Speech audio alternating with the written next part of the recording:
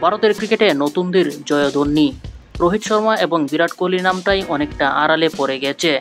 প্রায় ১.৫ দশক ভারতের ক্রিকেটকে সমৃদ্ধ করেছেন এই দুইজন। তবে বয়সের কারণে নিজেদের গুটিয়েও নিতে হয়েছে।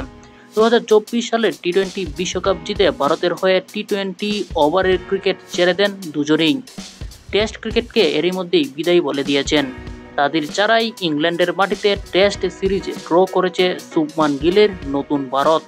এরই মধ্যেই শোনা যাচ্ছে টেস্টের মতো ওয়ানডের নেতৃত্বও দেওয়া হতে পারে শুভমান গিলকে।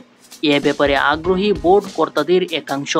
২০২৭ সালের একদিনের বিশ্বকাপ পরিকল্পনা এখন থেকেই করতে চান তারা।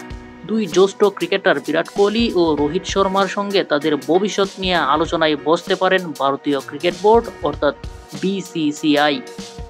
সবশেষ আইপিএলের সময় টেস্ট ক্রিকেট থেকে অবসর ঘোষণা করেন বিরাট কোহলি এবং রোহিত শর্মা।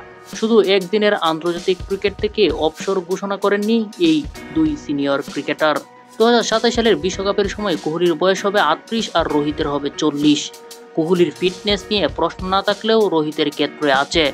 তাছাড়া দুইজনের পারফরম্যান্সও এখন ধারাবাহিক নয়।